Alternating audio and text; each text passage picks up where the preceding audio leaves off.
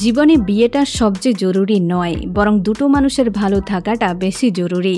তাই তো 40-এর গণ্ডি পেরিয়েও এখনও টলিউডের মোস্ট এলিজেবল ব্যাচেলারের তকমা থেকে নাম বাদ যায়নি দেবের।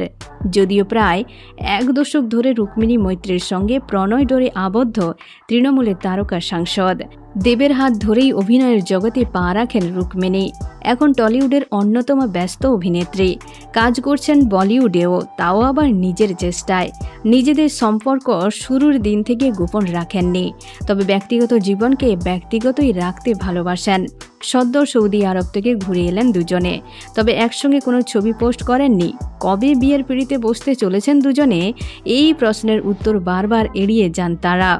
ছবির জগতে থেকেও সেভাবে দেবের নামে কোনো গসিপ নেই, বরং শুভশ্রীর সঙ্গে ব্রেকআপের পর রুক্মিণীর সঙ্গে সম্পর্কে রয়েছেন নায়ক দেব। রুক্মিণী তার শক্তির উৎস প্রকাশ্যে নায়িকার প্রশংসা করতে কার্পণ্য করেন না দেব। দুজনের এই সরল সহজ সম্পর্কের পেছনে রহস্যটা কি? রুক্মিণী এক সাক্ষাৎকারে জানিয়েছিলেন, সম্পর্কে এমন কোনো সমস্যা আসে না যা সময়ের সঙ্গে ঠিক হয় না। আর কোনো মানুষ এতটা ব্যস্ত হতে পারে না যে তিনি অন্য মানুষটিকে সময় দিতে পারবেন না।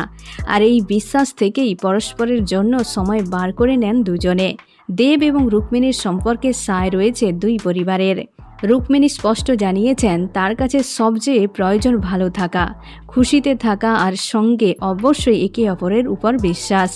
সম্পর্কের প্রশ্নে জবাব দেন, আমার কাছে আমার মনের মানুষটা প্রাইমারি, বাকি সব সেকেন্ডারি। আমরা না হয় এখন সোশ্যাল মিডিয়ায় বিয়ের ফটোটা, তারপর কোথায় ঘুরতে গেলাম সেটাতেই আটকে আছি।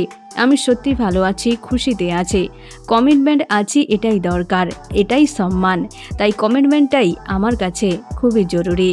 এখনই পর্যন্ত, আবার দেখা হচ্ছে পরবর্তী বিনোদনের আপডেট নিয়ে। ধন্যবাদ।